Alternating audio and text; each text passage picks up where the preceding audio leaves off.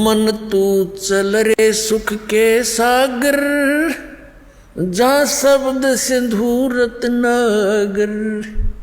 आदरणीय गरीबदास साहिब जी को परमात्मा सचखंड लेकर गए थे और फिर उनको वापस छोड़ा था, अपना गवाह बनाया था, उनको समझाया था बेटा ये काल के जाल में फंसे हुए हैं आपके सभी भाई बहन, और इनको समझाना है, ये ज्ञान मैंने तुझे दिया है, इसको प्रमाणित करके जाना। अब गरीबदास साहिब जी की वाणी अभी 150-200 वर्ष पहले लिखी गई, 250 वर्ष पहले, और दास उसी गरीबदास जी के पंथ से ही आगे आया है, और दास खूब परिचित है। परमात्मा ने ऐसी सख्त हिदायत दे रखी थी गरीबदास जी को, और गरीबदास जी ने आगे फिर ऐसी सख्ती से काम लिया कि इस वाणी में अगर किसी ने फेरबदल किया तो उसकी वो खैर नहीं रहेगी। ये दास देखा करता था कि गरीबदास ही संत महात्मा होते थे, ग्रंथ साहब में बहुत कुछ ऐसी बातें लिखी थी, वो चाहते थे किसी ने इसमें संशोधन कर दे थोड़ा, तो एक ने कोशिश की थी, उसको अधरंग मार गया संत को, आजीवन दुखी रहा। तो सब ने ये मान लिया कि जो इसके अंदर लिखा है परमात्मा का आदेश है, गरीबदास जी नाराज हो जाएंगे, इसको चेंज नहीं करना, ना तो ये भी बिगाड़ देते स्वरूप इस वाणी का। और इतनी ये प्रकाश में आई नहीं, इतनी पॉपुलर नहीं हुई। दास 37 वर्ष का हो गया था जब तक मैंने गरीबदास के नाम का पता नहीं था। जब 37 साल की उम्र में ये नाम प्राप्त हुआ सन 1988 में, तब गरीबदास नाम सुना था, और फिर वह जाने लगे जब वाणी सुनी थी, या पढ़ने में आवे नहीं, इस प्रकार की अमरवाणी हमने कभी देखी ना, हमने तो हनुमान चालीसा पढ़े थे, ये सारी और तरह की वाणी। और उसमें जब ये बताने लगे जिसमें कुछ ऐसी बातें हैं, परमात्मा जैसे अपने बच्चों को धमका देता है सभी पंथों और ग्रंथों वालों अन्यों को, ऐसी वाणी भी लिखी है। तो फिर किसी ने बताया कि भाई ये ऐसी ऐसी वाणी में सुधार करना चाहिए, तो वो दूसरा महात्मा कह रहा था इसमें छेड़ मत देना। एक दो ने ऐसे किया था, वो ऐसे ऐसे बहुत दुखी हो गए थे, मालिक ने जो बोल रखी है वाणी में परिवर्तन नहीं होना चाहिए।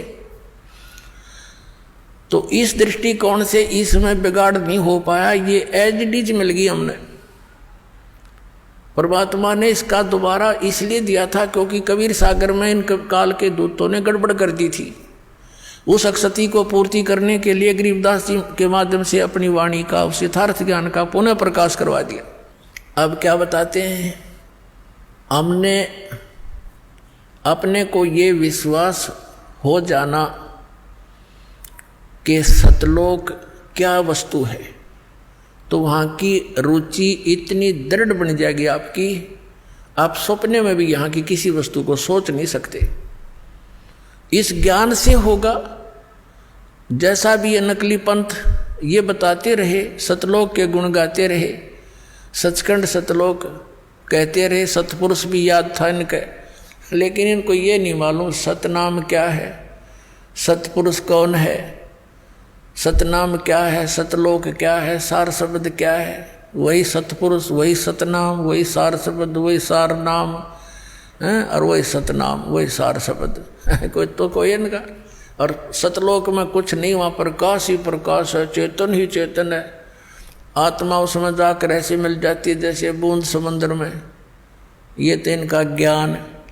और फिर समाधान, पांचों नाम काल के जाप करो, यो इनका समाधान। अर्जाव सतलोक ये फूटे भाग तरे, टिकट तल कटवारे लोग कलबस की। जाना था हमने 7 समुद्रों पार, जहाज की टिकट चाहिए थी, वह उनके पास नहीं। और बात करें होगे हम जाएंगे दूसरे देश में, यानी दूसरे देश से स्वदेश आना हो, टिकट तय ले रखी लोकल बस की, और बताओ इन के जहाज की सतलोक हिंदुस्तान आवांगे, तो वो जहाज की टिकट तो अलग से होती है, वो लोकल बस की टिकट से अलग होती है। तो ये सतनाम जो है ये यहाँ से सतलोक जान की टिकट है। और सारनाम फिर इस पर उधर का पंच लग जाएगा, ले बात बन गई, फिर वहीं पहुंचेंगे हम सतलोक में। तो वहाँ ऐसी सृष्टि है जो यहाँ तो काल ने डुप्लीकेट बनवा रखा है, सारा मटेरियल नकली, 5 तत्व 3 गुण से। ये नाशवान है सारा कुछ, यहाँ के सब भगवान, इनके देवता कृत्रिम, ये सब नाशवान है। और वहाँ सतलोक के अंदर अभी परमात्मा ने अभिज्ञान सुनाते हैं, जैसा कि श्रीमद् भगवद गीता अध्याय नंबर 7 के श्लोक 29 में कहा है कि तत्ब्रह्म को जानकर और सारे अध्यात्म ज्ञान से परिचित, सभी कर्मों से परिचित प्राणी केवल जरा और मरण से, जरा माने वृद्ध अवस्था बुढ़ापा, मरण माने मृत्यु से छूटने का प्रयत्न करते हैं, वे उस तत्ब्रह्म को जानते हैं।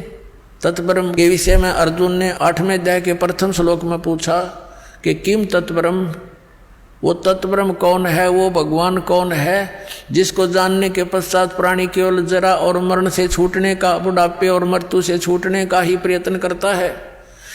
8वें अध्याय के 3रे श्लोक में गीता जी में गीता ज्ञानदाता ने कहा वो परम अक्षर ब्रह्म है, यानी गीता ज्ञानदाता से अन्य है और वो वास्तव में अविनाशी परमात्मा है। गीता जी अध्याय नंबर 15 के श्लोक नंबर 17 में कहा है कि उत्तम पुरुष तु अन्य परमात्मा इति उदाहरते, यह लोक धर्म अविश्य विवर्ती अवैश्वर है, वो अविनाशी परमात्मा है और बाकी ये सभी नाशवान है। गीता ज्ञानदाता स्वयं कहता है अर्जुन तेरे और मेरे बहुत जन्म हो चुके हैं। गीता जी अध्याय नंबर 4 के श्लोक नंबर 5 और 9 में, गीता जी अध्याय नंबर 2 के श्लोक 12 में, गीता अध्याय नंबर 10 के श्लोक नंबर 2 में ये स्पष्ट किया गीता ज्ञानदाता ने कि अर्जुन तेरे और मेरे बहुत जन्म हो चुके हैं, तू नहीं जानता मैं जानता हूँ। तो गीता ज्ञानदाता नाशवान, और गीता अध्याय नंबर 15 के श्लोक नंबर 16 और 17 में 2 पुरुष बताए हैं, वो दोनों नाशवान, सर पुरुष और अक्षर पुरुष, क्योंकि उसमें स्पष्ट किया है कि ये और इनके अंतर्गत जितने प्राणी हैं सब स्थूल इनका नाशवान है, जीवात्मा तो किसी की मरती नहीं। इसलिए 15वें अध्याय के 17वें श्लोक में कहा कि उत्तम पुरुष है तू अन्य है, परमात्मा इति उदाहरते, जिसे परमात्मा कह सकते हैं वो है परमात्मा, श्रेष्ठ आत्मा। श्रेष्ठ आत्मा वो होती है जो कभी दुख नहीं देके और सुख सुख देता है, और जहाँ गेला टांग काटे और मौत करे और बढ़िया मोहन भोजन खिलावे, यहाँ काजू किशमिश, तो श्रेष्ठ आत्मा थोड़ा हुआ। ये सब कुछ भी खिलावे और लेकिन दुख ना दे, ना मृत्यु हो, वो है श्रेष्ठ आत्मा, वो परमात्मा है, वो हमारा प्रभु है, परमेश्वर है। और यह लोक धर्म अविश्य विवृत्ति, अविश्य मन प्रवेश करके, अवैश्वर है, वो अविनाशी परमात्मा है। तो यहाँ क्या बताया है, और वो सतलोक में रहता है। गीता जी अध्याय नंबर 18 के श्लोक नंबर 62 में कहा कि अर्जुन तू सर्वभाव से उस परमेश्वर की शरण में जा, उस परमेश्वर की कृपा से ही तू परम शांति को और सनातन परम धाम को प्राप्त होगा। शाश्वत स्थान, कभी नाश ना होने वाला स्थान, और वहाँ जाकर परम शांति होगी। अब क्या बताया है, जैसे इन महापुरुषों ने भी यही बताया कि सचखंड में ये सुख है, सचखंड में ऐसा सुख है, सतलोक में ऐसी सुविधाएं हैं, वहाँ चलेंगे बिल्कुल ऐसे ही सृष्टि होगी, लेकिन मृत्यु कभी नहीं होगी। अब पुण्यात्मा अगर हमारी यहाँ मृत्यु ना हो तो गर्मी सर्दी ने तो देख लिया, हम इतने ढीठ हो रहे हैं, कोई बात ना, इसके तो हम सहन करने के आदि पड़ गए। और बुढ़ापा ना हो फिर हम कदे भी ना जाओ, उड़ा जरूर तेरी हमने वहाँ की, और गेला मृत्यु हो, बता इस मृत्यु ने, ये तो सबसे बुढ़ा काम, सारा जीवन जिस व्यवस्थापक के करने में लगे रहते हैं। वृद्ध बुढ़ापा जब लास्ट एज आती है इसकी, सब तक सारा शरीर कंडम हो जाता है, उठा जाता ना बैठा जाता, ना काम करती ना जाड़ करती, पहले तो कैर यहीं टूट ले इस पे, और फिर आ गई हम के दूध गड़े। तो परमात्मा कहते हैं जो सच्ची भक्ति नहीं करते, कहते हैं जीवित जग में जूती पड़े फिर जब लोड़े छाती। परमात्मा ने बहुत गहरा ज्ञान समझा है पुण्यात्मा, यो गणे दिन में समझ में आओगा आपका, क्योंकि आप पहले कक्षा के बालक हो, कोई दूसरी कक्षा का, यानी कोई 2 वर्ष से, कोई 1 वर्ष से, कोई 6 महीने से, कोई 1 महीने से, तो लगे रहना इसमें, क्योंकि ये कोर्स है कंप्लीट, और ये आखिरी सांस तक पढ़ना पड़ेगा आपने, जब तक आप पृथ्वी पर हो। ये समझ लो आपका प्रवेश है इस विद्यालय में, इस कॉलेज में, और जब ये तुम्हारी पढ़ाई पूरी हो जाएगी तब यहाँ से चले जाओगे, यहाँ नहीं रहोगे, सतलोक जाओगे सीधे, वहाँ सुविधा मिलेंगी सारी इस पढ़ाई से।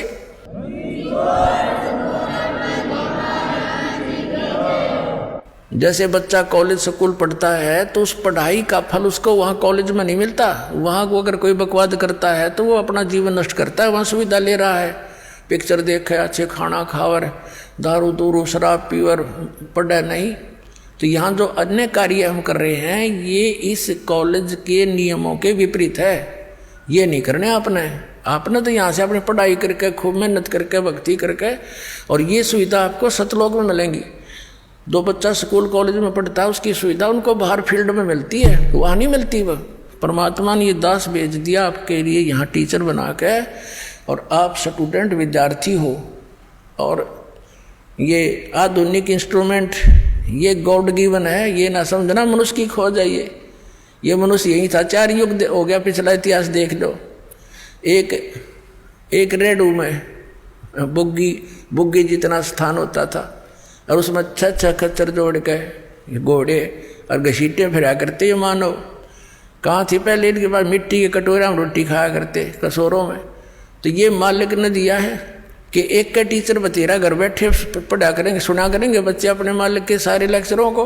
ये 10 लेक्चर देगा, भगवान का दिया हुआ ज्ञान घर बैठे सुनेंगे और पढ़ा करेंगे, गदगद हो जाएंगे घर पर बैठे।